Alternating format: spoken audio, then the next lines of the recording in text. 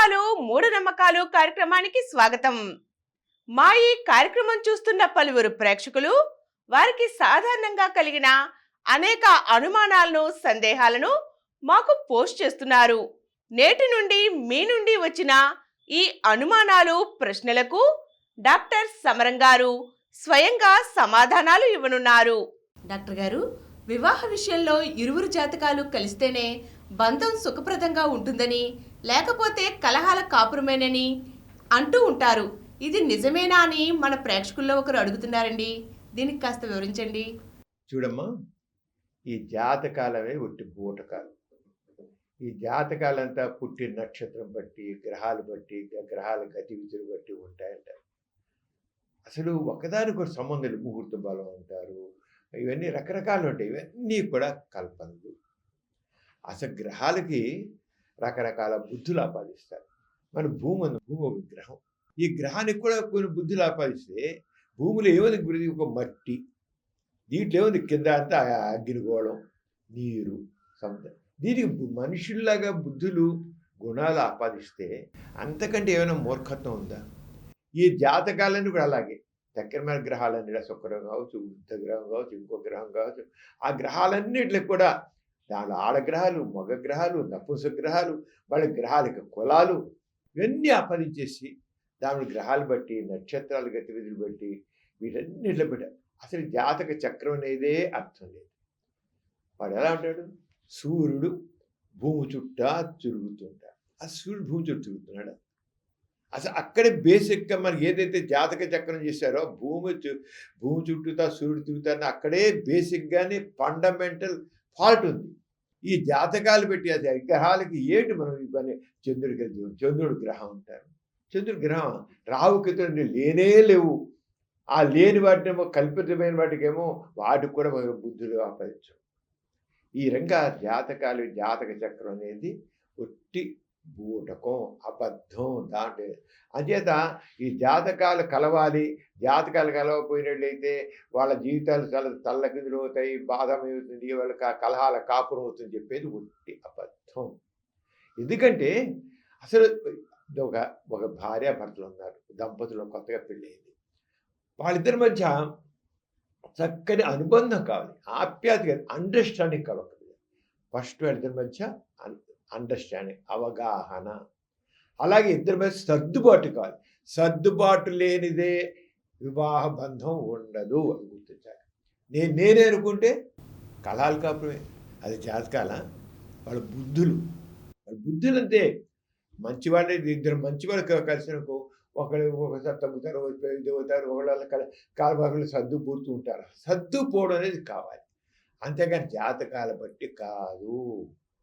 కలహాలు కాపురం అనేది జాతకాలు బట్టి కాదు, వాళ్ళ మనస్తత్వాలు బట్టి ఉంటుంది. మనస్తత్వాలే. అంచేత మనస్తత్వాలు ఎలా ఉన్నాయంటే, అంచేత వాళ్ళు ఒక్కోసారి ప్రేమించి పెళ్లి చేసుకుంటారు.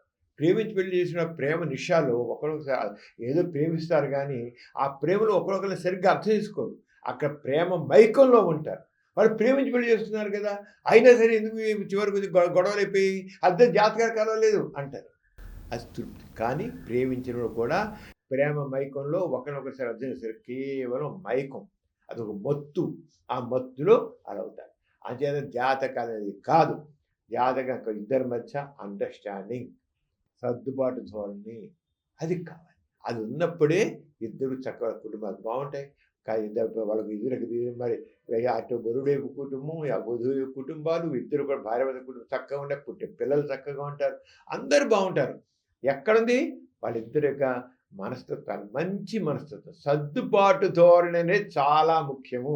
సర్దుబాటు లేకపోతే నిరంతరం కలహాలి. అది ప్రథమ సూత్రం. అండర్స్టాండింగ్ పెద్ద చేసుకుని ఏమి రావద్దు. ఇద్దరు కలిసి ఉండాలి కూడా. ఒకటే ఒకటి, మన ఇద్దరు కలిసి ఉందాం. ఒకటి నీ కోసం నేను అన్నట్లుగా ఇద్దరు, అమ్మాయి కూడా అబ్బాయి నీ కోసం నేను, అబ్బాయి కూడా అమ్మాయి నీ కోసం నేను. అందుకే నా కోసం నువ్వు అనుకున్నావు అనుకో, అక్కడ మొదలవుతుంది కథ అంతా.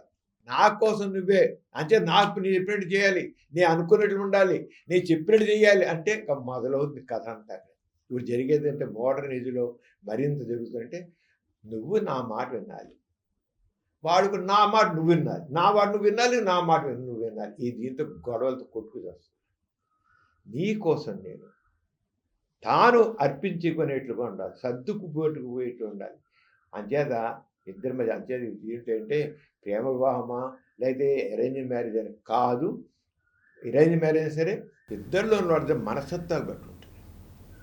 సర్దుబాటు ధోరణి పెళ్ళికి ఫస్ట్ కాసుంటే సర్దుబాటు ధోరణి, ప్రేమించే గుణం, ఆదరించే గుణం, మంచిగా అర్థం చేసే గుణం. వాళ్ళ మాట కరెక్ట్ అయినా సరే వాళ్ళ మనస్తత్వం కొద్దిగా పోవాడుకుంటే తగ్గడం, అప్పుడు బాగుంటుంది. అంతేకాని జాతకాలు కాదు. అంతే జాతకాలు అనేది బూటకాలు. జాతక చక్రం అసలు ఏమిటో తెలుసుకున్నట్లయితే అది పెద్ద కథ. మనం శాస్త్రాలు చెప్పుకున్నాం. అంత జాతకాలు కాదు. కావాల్సింది అసలు వివాహ బంధం అంటే ఏమిటి, ఆ దంపతులు ఎలా ఉండాలి, వాళ్ళకి మానసిక అనుబంధం ఎలా ఉండాలి, ఆప్యాయతలు ఎలా ఉండాలి, అనురాగం ఎలా దాని మీద. కానీ జాతక చక్రం కాదు, జాతకాలు బట్టి కాదు, అది గుర్తుంచుకోవాలి. డాక్టర్ గారు మీరు చాలా కరెక్ట్గా చెప్పారండి. చాలా బాగుంది. ఎవరి జీవితాలైనా బాగుండాలంటే అండర్స్టాండింగ్ చాలా ముఖ్యం డాక్టర్ గారు. డాక్టర్ గారు మరో ప్రేక్షకులు ఎలా అడుగుతున్నారు, పాము కాటు వేసినప్పుడు మంత్రం వేయిస్తే తలకి ఎక్కిన విషమైనా సరే దిగిపోతుందని నమ్ముతూ ఉంటారు. దీనిలో ఏమైనా నిజం ఉందా డాక్టర్ గారు? లక్ష్మి, ఇది చాలామంది మంత్రం వేస్తే పాము విషయం విరుగుడైపోతుంది. ఫస్ట్ తెలుసుకోవాల్సిందంటే మంత్రానికి ఏ రకమైనటువంటి మహత్యం లేదు, మంత్రానికి ఎటువంటి విలువ లేదు, అది గుర్తించాలి. లేనిపోయినన్ని గొప్ప గొప్ప అన్ని మంత్రాలు ఆపాదించారు.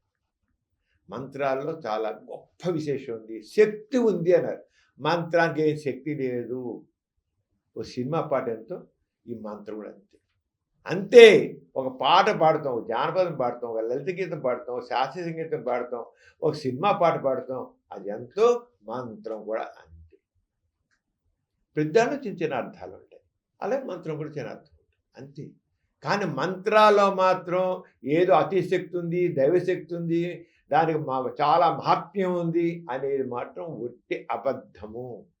ఇక పాము మంత్రం వేస్తే పాము ఎలాంటి పాము కరిచినా సరే విషయం విరుగుడైపోతుంది, తలకెక్కినా సరే ఆ మనిషి లేచి చక్కగా కూర్చుంటే విరుగుడైపోతుంది మాత్రం ఒట్టి అబద్ధం. నిజంగా ఒక విషపాము తెచ్చి దాంతో కరిపించుద్దాం, ఎవరైనా సరే చూద్దాం, మంత్రం ఏమైనా చూద్దాం. ఇలాంటి చాలా జరిగాయి. ఒకసారి విజయవాడలో ఆనంద్ బెల్లంతో ఇదే చాలా ఛాలెంజ్ ఇస్తున్నాడు. అతను పాముల గదిలో ఉండేవాడు. పాముల గదిలో అంటే పాములన్నీ త్రాసు పాములు ఇవన్నీ ఉండేవి. వాళ్ళందరూ ఇలాగ అంటుండేవాళ్ళు, పాము మంత్రం వేస్తే పోతుంది, ఇతను మంత్రంలో ఇతను మహత్యం ఉంది, మంత్రశక్తి ఉండే పాములు కరిసి ఏం అవట్లేదు అంటుండేవాడు ఆనంద్ బెల్లంతో. మేము కూడా వెళ్ళాం. అతను ఇలా నాస్తిక కింద వచ్చి చెబితే అతను అన్నాడు, ఏం లేదండి అంత బూటకాలు నేను కాంటే ఎలాగ అలవాటైపోయింది, నాతో తిరుగుతున్నాయి, ఫ్రెండ్లీగా ఉంటాయి, నా చుట్టూ ఎన్ని త్రాసుపాములు ఉన్నాయి, కట్టపాములు ఉన్నాయి, అవి నేను ఏం చేయను. కానీ అవి కూడా నన్ను దిగుతూ మొహం తిరుగుతాయి, నెత్తి తిరుగుతాయి, ఒళ్ళని తిరుగుతాయి, అవి తిరుగుతాను, నేను కాటేయు. నేను వాటికి హాని కలిగిస్తానంటేనే కాటేస్తాయి. నాదనేది మార్చం లేదు. నన్ను కూడా 4 సార్లు పాములు కాటేసి వెంటనే నేను యాంటీ స్నేక్ వీనం ఇంజక్షన్ వేసుకున్నాను, నేనేం అవ్వలేదు. నా దగ్గర ఇప్పుడు ఆ యాంటీ స్నేక్ వీనం అనేది పాము విరుగుడిపోయి ఇంజక్షన్ ఉంటుంది, అది నేను చేయించుకుంటాను. ఇప్పుడు 4 సార్లు జరిగింది అని చెప్పాడు. చెప్పిన తర్వాత అతను రోజు ఛాలెంజ్ చేశాడు, ఎవరైనా విషపాము కరిస్తే మంత్రం వేస్తే తగ్గిపోతుందంటే నా దగ్గర త్రాసుపాము ఉంది, నా దగ్గర కట్లపాము ఉంది. నేను ఏం లేదు, నేను ఏ గదిలో అయితే ఉన్నానో ఆ దాంట్లో ఒక త్రాసుపాము తీసుకుని నేను కుక్కను తీసుకురండి, ఒక మేకను తీసుకురండి, దాన్ని కాటు వేయిస్తా. ఇవన్నీ విషసర్పాలే, కాటు వేయిస్తా. ఆ కాటు వేసి మీరు మంత్రాలు ఏదైనా చదవండి చూద్దాం అని ఛాలెంజ్ చేశాడు. మంత్రం ఏదైనా వేసుకోండి, ఎంతమంది మంత్రాలు చేసిండి, నేను కల్పించేది మాత్రం త్రాసుపాము కానీ కట్టం, ఏ పాము ఆ పాము, దీంట్లో అన్ని విషసర్పాలే అంటే చెప్పారు.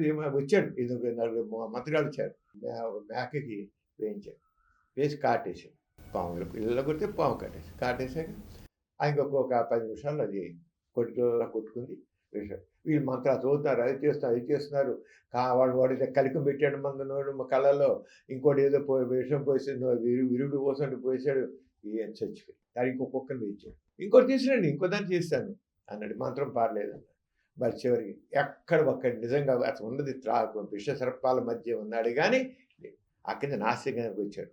ఇక్కడికి వచ్చి చెప్పాడు, చాలామంది అంటారు ఎన్ని అబద్ధాలు, మంత్రాలు లేవు, మంత్రాల శక్తి లేదు, విషపాము కలిసి లేదు అంటే కరెక్టే.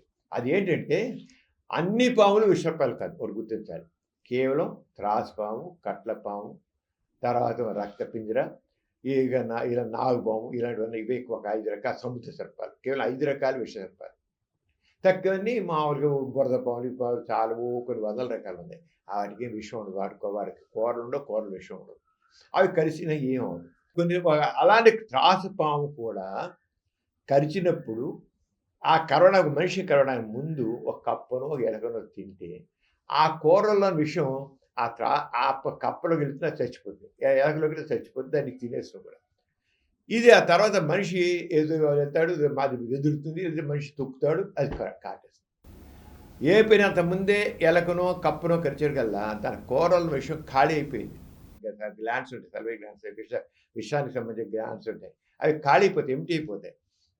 ఆ ఎంటీ అయిపోయికల్లా వీటిని కరిచినా అదేలే ఘాట్లు పడతాయి కానీ విషయం శరీరంలోకి వెళ్ళదు. ఇలాంటి కేసు మనుషులందరికీ పాము కరిచి భయపడిపోతారు. పాము కరిచింది కనుక కానీ వీళ్ళు మామూలు మంత్రాలు నమ్మకం వెళ్ళి మంత్రగారి దగ్గర మంత్రం ఇచ్చి మంత్రం బ్రహ్మాండంగా పారిందంట పాటల.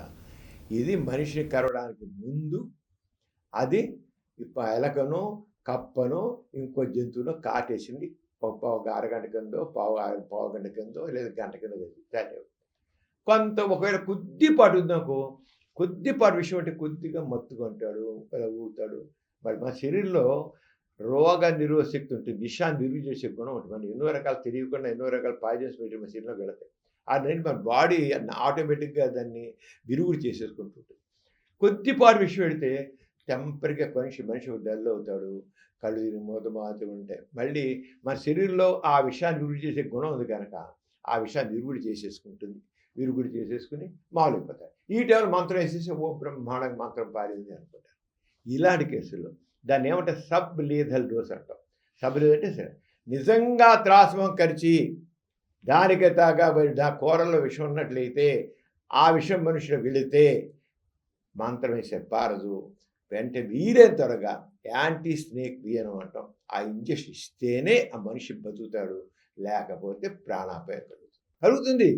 ఎందుకని ఆ విషయాన్ని మీరు కూడా ఇంజక్షన్ వల్ల ఒక్కటే ఒకటి చెబుతున్నారు, మంత్రాలు కాదు. పాము నిజంగా విషం ఉన్న పాము కరిస్తే దాని కూరలో విషం ఉంటే యాంటీ స్నేక్ వీనం అంటే పాము విరుగుడికి సంబంధించిన ఇంజక్షన్ మాత్రమే ఆ మనిషిని రక్షిస్తుంది. కానీ మంత్రాలు కానీ విభూది కానీ ఇంకోటి కానీ ఏ ఒక్కటి రక్షించదు.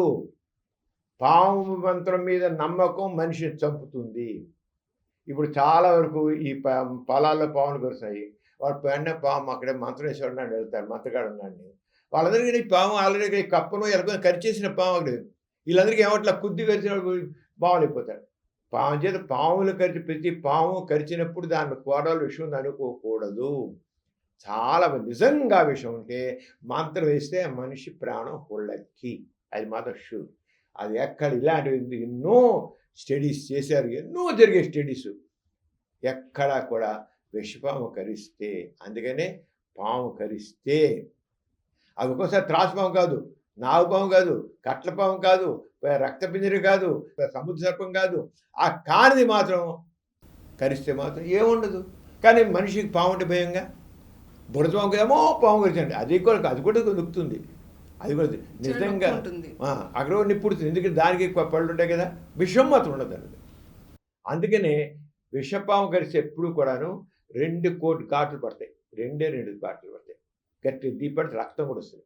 అదే విషపాము కాంతి కరిస్తే 4-5 పళ్ళు ఇటు పడతాయి, 4, 2, 3, 4 పడతాయి పైన కింద. అంతేదా పళ్ళ ఘాట్లు ఇటు 2 ఉంటాయి, ఆ 2 ఉన్నాయా లేకపోతే 3, 4 ఉన్నాయా? 3, 4 ఉంటే బురదపాము అంతే, మామూలు పాము అంతే.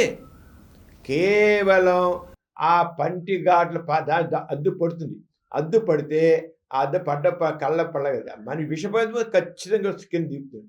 అలా కొంత స్కిన్లోకి వెళ్ళకుండా పైన అలా అందనుకో అక్కడ అప్పుడే అవ్వదు. స్కిన్ మీద స్కిన్ డీప్ అవ్వాలి. స్కిన్ డీప్ అంటే చర్మాన్ని పంచర్ చేయాలి. సూది గుచ్చుకుంటుంది, ఒక ఇంజక్షన్ ఎలా గుచ్చుకుంటుందో ఆ పళ్ళు గుచ్చుకుంటేనే. అలా కాకుండా హైదరాబాద్ అలా అన్నీ చెడిపోయింది అనుకో, విషపాయనే అవ్వదు.